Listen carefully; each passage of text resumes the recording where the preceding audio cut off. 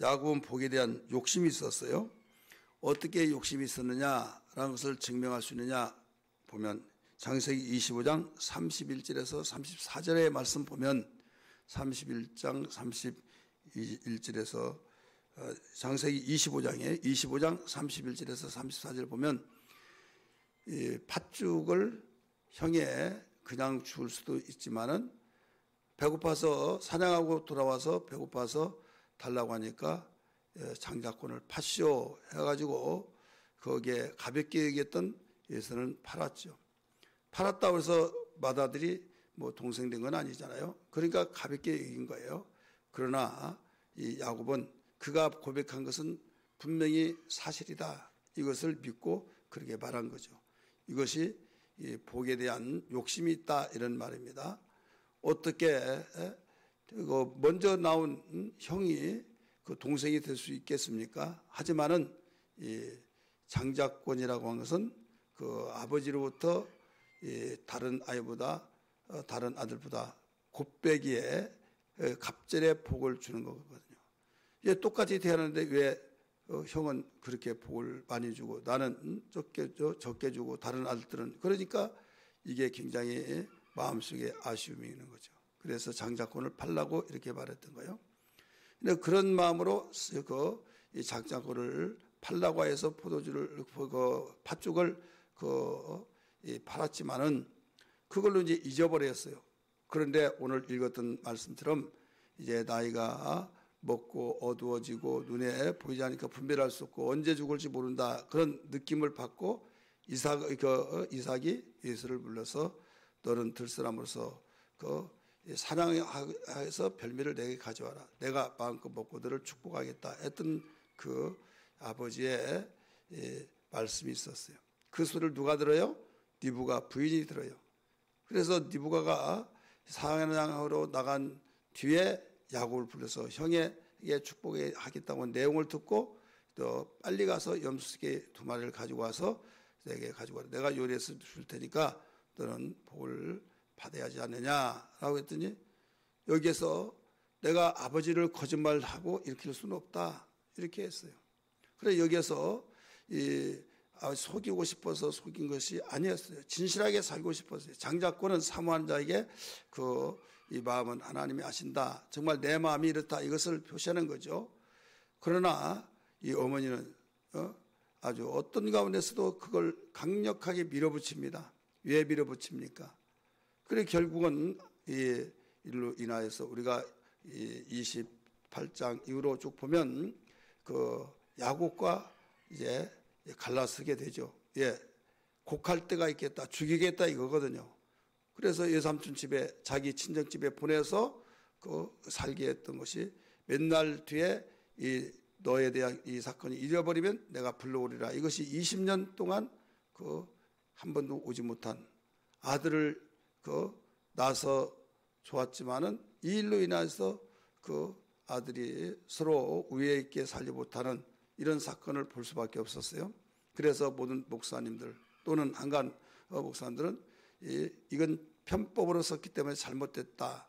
야곱은 이 어머니의 사랑 속에서 어머니가 밀어줘서 그렇게 되었고 이삭은 아버지가 예수를 사랑해서 그렇게 하려고 하는데 어머니가 속여서 이걸 주도했다.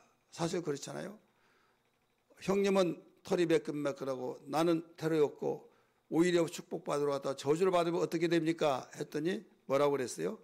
너 그거 걱정하지 마라. 모든 저주는 내게 미뤄라. 내가 받겠다 하면서까지 이렇게 적극성을 띄워서 야곱을 밀어주면서 별미를 만들어주고 또 염소털을 붙여서 형의 옷을 입히고 해가지고 결국은 형에게 빌어줄 복을 다 자기가 받게 된다 이거죠. 여기에서 우리가 알아야 할 것이 뭐냐면 어떤 사람은 이 편견된 사랑을 가지면 안 된다. 아버지는 큰아들을 또 부인은 어머니는 작은 아들을 사랑해서 결국 결과가 이렇게 됐지 않느냐. 그래서 똑같이 사랑해야지. 여러분 맞습니다. 이것은 윤리적인 설교를 통해서는 절대로 맞는 소리예요. 그런데 우리는 영적인 측면에서 볼 때 이 리브가가 그렇게 미련한 자가 아닙니다. 그럼에도 불구하고 왜 그 자기 남편을 그 속여서라도 그 아들에게 축복, 곧 야곱에게 축복을 주려고 몸부림쳤느냐? 여러분, 이 내용을 우리가 읽어서 아시겠지만은 그 내가 복은 고사하고 저주를 받으면 어떻게 되겠습니까? 나는 그럴 수 없습니다. 그러면서 사양했던 야곱, 그렇지만은 그 저주는 내게 다 맡기라, 받더라도 내가 받겠다 해가지고 얼마나 적극적으로 여기에 야곱에게 재촉했던지, 결국은 야곱은 어머니의 말을 듣고 그 아버지를 속이는 상태에서 축복을 받았다 이거죠. 이렇게까지 해야 할 그 야곱의 어머니 리브가가 왜 그랬느냐 이거예요. 우리는 알아야만 됩니다. 야곱이 이렇게 되면 그 분란이 일어난 걸 알고 알 줄 아는 그런 이 모든 판단을 그 했음에도 불구하고 왜 그러냐? 판단을 못했다 이게 아니에요. 우리 성경에서 임신했을 때 이런 말을 듣죠. 쌍태란 걸 알았어요. 하나님께서 말씀하셨어요. 네 태중에 두 국민이 뛰노는구나 이렇게 말했죠. 네 태중에 두 국민이 뛰노는구나. 큰 자는 작은 자를 섬기겠고, 이런 말씀이에요. 큰 자는 작은 자를 섬기겠고, 하나님의 예언의 말씀이 큰 자는 작은 자를 섬기고 작은 자가 큰 자가 된다는데, 만약에 아버지의 축복으로 축복을 받아버리면 이 예언이 이루어지지 않는다. 그래서 예언을 이루기 위해서 내가 저주를 받을지언정 이 작은 자가 예언대로 되게 하리라 라고 하는 그런 심정을 가지고 여기서 일을 주도했던 겁니다. 그렇기 때문에 우리가 이 말씀을 통해서 이 성경에 보면 이 예언을 이루려 하려 하심이라, 이 예언을 이루려 하려 하심이라 이런 말 하잖아요. 이 예언에 이루려고 하는, 이루어지는 시기가 되어서 이루어질 때 이걸 너 동참하겠느냐 이거예요. 그럴 때 내가 동참할 수도 있고 거부할 수도 있는 겁니다. 마리아에게 하나님의 천사가 나타나서 말합니다. 내게 지극히 높으신 하나님의 아들이 내게 수태할 것이다 라고 했을 때 그런 말씀이 무슨 말씀입니까? 하면서 누가복음을 읽어보지 못하면 일방적으로 하나님께서 말씀하셔서 그냥 무조건 너는 그런 줄 알아라 이렇게 생각이 되어지고 있어요. 마태복음에서는, 여러분 누가복음은 그렇지 않아요. 누가복음에서는 수태 예고를 해요. 이때 시간을 둡니다. 그는 고민합니다. 내가 사내를 알지 못했는데, 가까이 하지 않는데 임신했다. 그러면 어머니 또 유대 사회 모든 정서적으로 볼 때 아니 돌 맞아 죽을 수밖에 없는, 요셉이라고 하는 사람하고 결혼한다고는 정혼이 되어 있는데 요셉이 알고 그 가문이 그를 바로 돌 던진다고 한다면 어떻게 된다. 그걸 다 판단할 줄 알았어요. 그래서 고민하다가 결론을 내립니다. 이런 기회가 어디 있고 이런 영광이 어디 있냐 이게요. 돌 맞아 죽을지언정 내가 이 수태 예고를 받아들이겠다 해서 누가복음 1장 38절 나오잖아요. 주의, 우리 개혁성경에 보면 이렇게 나와요. 주의 계집종에게 주의 예언의 말씀이 이루어지기를 원하나이다. 이렇게 나와요. 주의 예언의 말씀이 이루어지기를 원하나이다. 그러니까 그런 예고를 받았을 때 본인의 의지가 긍정으로 받아들였어요. 그럴 때 바로 본격적인 측면에서 하나님이 그 몸에서 수태 역사들이 이제 시작된 거죠.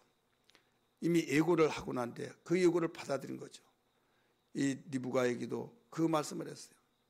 큰 자는 적은 자를 섬기겠고 두 국민이 뛰는다고 했을 때, 그러면 그 말씀을 그대로 받아들였기 때문에 거기에 협력자가 된 분이에요. 내가 저주를 받을지라도 하나님의 뜻을 이루기 위해서는 이 협력자가 되리라. 그래서 그렇게 되어진 것이다. 이렇게 알아야만 됩니다. 그리고 여기에서 결과적으로는 어떻게 됐어요? 예언대로 이루어졌죠. 이루어졌고, 그러면 거짓말한 것은 죄가 아니냐? 죄죠. 야곱에 네가 예서냐? 예서입니다. 속였잖아요. 그래서 속였기 때문에 우리가 결과적으로 보면 그건 그대로 또 받습니다. 예삼촌 집에서 이 나반이라고 하는 외삼촌이 그 10번이나 싹을 그 변경시키고 속여서 그 결혼도 2번을 할 수밖에 없었고 이런 일들이 일어났죠. 이것은 거짓말한 것은 거짓말한 대로 그 받고, 그러나 여기에서 하나님의 뜻은 이루어졌고 이렇게 되어지죠. 그러면 야곱이 받은 복이 뭐냐? 우리 정리해서 본다면 이 야곱이 받은 복은 27절에서 29절이에요. 첫째로 야곱의 복은 그 하나님을 그 바로 알아서 그 받을 수밖에 없는 복이란 걸 이미 일러주면서 여기에 이 물질의 복과 기품의 복을 그 야곱이 이삭 아버지로부터 받은 거예요. 근데 한 가지 전제적인 것은 하나님을 바로 알 때 되어진다. 하나님을 알지 못하면 안 된다. 그래서 여호와를 알라, 힘써 알라, 성경은 호세아서에 가르쳐주고 있죠. 그러면 성경을 봅니다. 27절 말씀 보겠습니다. 27절 같이 읽습니다. 그가 가까이 가서 그에게 입맞추니 아버지가 그의 옷의 향취를 맡고 그에게 축복하 이르되 내 아들의 향취는 여호와께로 주신 밭의 향취로다. 이렇게 나오죠. 그 다음에 하나님은 28절 하늘의 이슬과 땅의 기름짐이며, 여기에 하나님은 하늘의 이슬과 땅의 기름짐이며, 하나님이 어떤 분이냐 이거예요. 하나님이 하늘의 복도 땅의 복도 주신 분이다. 이걸 그 전제적인 조건 속에서 그 이삭이 야곱에게 축복한 거죠. 그는 이 축복을 자기가 그 축복하고 싶은 그 축복이 자기가 한다고 해서 나온 것이 아니라 하나님의 약속을 믿고 하나님께로부터 나온 것이다. 이걸 일러준 거예요. 그렇기 때문에 너는 분명히 하나님을 알아라 이거예요. 하나님이 어떤 분이라고 그랬어요? 28절에 하나님은 하늘의 이슬과 땅의 기름짐이며, 하늘의 이슬을 인간이 아무리 과학이 발달됐다고 내리게 할 수 없죠. 하나님만이 내릴 수 있어요. 땅에 기름진 거, 여러분 농사 짓고 씨를 뿌리고 가꾼 거 농부가 해요. 그러나 결과는 풍성한 기름진 그 곡식을 거둘 수 있는 것은 하나님이 해주셔요. 자라나게 하고 열매 맺게 하시면 하나님이다. 그래서 그 하나님이 맺게 해주신 그 하나님이 너에게 이런 복을 주실 것이다 하면서 복 주신 것이 뭐예요? 거기에 이어서 말씀 보면 풍성한 곡식과 포도주를 내게 주시기를 원하노라. 풍성한 뭐예요? 곡식. 이게 바로 물질의 복이죠. 먹을 곡식과 이게 아니에요. 풍성한 곡식, 물질의 복. 그 다음에 그 포도주를 내게 주기를 원하라. 포도주 기품을 상징하고 있어요. 그래서 이 물질의 복과 기품의 복. 물질을 많이 가졌다 할지라도 물질이 기품을 주지 못한 경우들이 얼마나 많습니까? 물질 때문에 화가 되고 물질 때문에 아주 죽기 살기로 싸워서 얻었지만은 그것이 화근이 되어서 저주가 되어지고, 그렇기 때문에 하나님 제일주의 속에서 물질의 축복이 되어지고 기품의 복이 되어져야 된다 하는 것을 여기서 보여주고 있죠. 두 번째 복은 어떤 복이냐? 열국에 대한 권세복. 자기 가정에서 힘 있는 이게 아니라 폭을 넓혀서 열국, 열방을 말하고 있어요. 온 세계에 이 권세복과 또 위엄, 하찮게 보지 않고 위엄이 있고 또 보호의 축복. 그래서 적군을 해를 끼치려고 하는, 여러분 복 받은 사람은요, 그 자신은 좋지만은 시기 질투하는 사람들은 그를 죽이려고 해요. 빼앗으려고 해요. 그런데 접근하지 못하게 해서 그 오히려 하나님이 다 산울로 치어 돕는 신을 보내서 지켜주시는 복. 그래서 거기에 29절에 나오죠. 29절 한번 봅니다. 만민이 너를 섬기고 열국이 네게 굴복하리니. 만민이 너를 섬기고, 힘 있는 자를 섬기잖아요. 힘 약한 사람들이. 그 다음에 열국이 네게 굴복하리니, 이 권세를 말하고 있는 거죠. 내가 형제들의 주가 되고, 이게 다 권세복입니다. 한마디로 정리한다면, 그래서 이 권세가 열국의 권세다. 두 번째 어떤 복이냐? 이게 세 번째죠. 그 복이, 그 다음 읽으세요. 너를 치는 자는, 너를 저주한 자는 그 저주를 받고 너를 축복한 자는 복을 받기를 원하노다. 너를 축복한 자는 축복을 받고 너를 저주한 자는 저주받는다. 이 말씀은 하나님이 아브라함에게 하신 말씀에 보고 똑같이 축복을 했어요. 창세기 12장 3절 그렇게 말했잖아요. 내가 너를 복에 되게 하겠다. 개혁성경에는 복의 근원이 되게 하겠다. 너를 통해서 복이 나가게 해주겠다 이거예요. 그러면서 여기 가도 저기 가도 시기질투. 그래서 아비멜렉이 시기하고 막 그 땅 주민들이 시기해서 이삭에게 막 샘을 밭등을 다 덮어버리고 메우고 막 그랬잖아요. 그래 결국은 너는 우리보다 강대하니 떠나라 막 하고. 그래서 절대 이 두려움이 되니까 그 군대 장관 또 친구들 데리고 와서 약조하자 예완자 했더니 내가 너희가 나보다 강한데 우리에게 해코지 하지 마라 하면서 이거 화친하자 그리고 맹세하라 하면서 말했잖아요. 이게 뭐냐면 두려움이 온 거예요. 두려움. 그냥 군대를 가지고 있으니까 그를 죽일 수도 있지만 아무리 하더라도 하나님이 함께 하신 자를 우리는 저주받을 수밖에 없다. 그를 해하면 우리가 저주받고 그러니 우리에게 접근해서 해를 끼치지 말게 하면 좋겠다. 이런 마음을 하나님 주시게 된 거죠. 여기에 분명히 그렇게 말했잖아요. 너를 축복한 자에게는 축복을 받고 너를 저주한 자는 저주를 받으리라. 이 내용은요. 모든 복을 다 통틀어서 해준 거예요. 크게 볼 때. 그리고 한 가지 중요한 것은 그가 그렇게 복을 받은 사람이 이걸 군림하고 그럴 수도 있는데 이 향치라고 하는 27절에서 가르쳐주고 있죠. 향치. 옷을 냄새를 맡고 입을 맞추는데 입을 맞추면서 향치가 하는데 이 향치는 무슨 향치라고 그랬어요? 이 옷의 향치를 언급을 했습니다. 내 아들아 27절 하반절에 향치는 여호와께서 주신 밭의 향치로다. 여호와께서 주신 밭의 향치다. 이 그리스도의 냄새 이것을 예표하고 있는 거예요. 그리스도의 냄새라. 세상의 냄새는 썩어질 것을 냄새하지만 그리스도의 냄새는 생명으로 풍성한 냄새다. 이거예요. 밭의 생치다. 향치다. 밭은 계속 생산해내는 거죠. 여러분 아무리 과학이 발달됐다 할지라도 밭의 생산력이 없으면 곡식을 만들 수는 없어요. 이건 생산이 되어야 합니다. 그렇기 때문에 곡물 전쟁이 가장 무서운 거예요. 먹지 않으면 죽으니까. 우리 그 우크라이나 전쟁 속에서도 세계가 곡물이 엄청 뛰어오르고 막 이런 사건을 우리가 잘 알고 있지 않습니까? 그래 향치다 살리는 그런 아름다운 그리스도의 향치를 예표하고 있는 거죠. 그래서 이 모든 복은 그 이삭이 그 욕심을 복에 대한 사모함을 가졌던 야곱에게. 그런데 이것은 자기의 마음 들사람에서는 담대합니다.